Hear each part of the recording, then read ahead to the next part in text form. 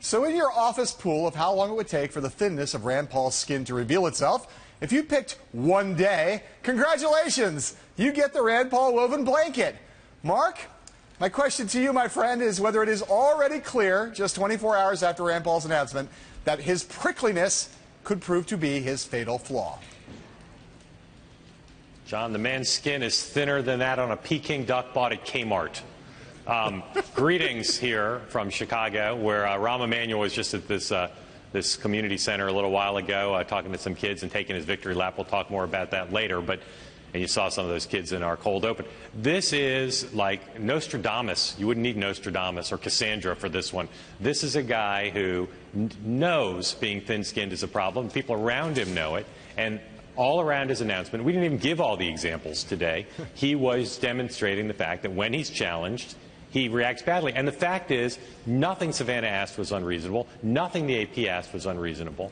And for him to not be prepared to answer a question about exceptions for abortion as a presidential candidate, he may not like the press harping on that, but man, this was beyond my sense of just how quickly this would happen. Yep. And it is, if he doesn't become a strong candidate, it's the problem. Look, here's the thing. There are a couple different matters. One is, as you know, if you are lecturing journalists about their business, there's an old saying about people who don't get pick fights with people who buy ink by the barrel. We don't buy ink and we don't have barrels anymore. But I got to say, taking on the cloak of a journalism professor and lecturing our colleagues is not a way to win over the press or a way to win over voters, for that matter. But then there's this abortion thing, which is not just about prickliness or thinness of skin. It's about unpreparedness. You're running for the Republican nomination for president, and you have some ambiguity about where you stand on one of the defining issues in your party's nomination contest. You must have that answer buttoned down and be able to give it in about 35 seconds on the day that you announce. The fact that he can't answer that question, I think, goes not just to temperament, but also to preparedness for what lies ahead. Yep.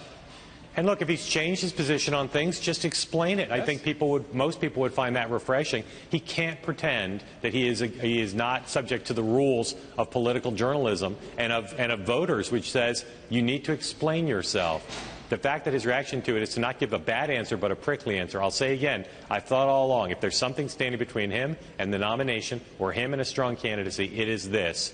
And the fact that he put it on display in the first round of interviews is quite something. Well, and it's this, and I'll say just before we move on, it is this, and it's also the actual substance of these things, which is he has changed his position on things. There was a period of time where he wanted to get rid of all foreign aid. He no longer has that position. You got to have an explanation for that. You can't fight reality and you can't fight gravity. All right.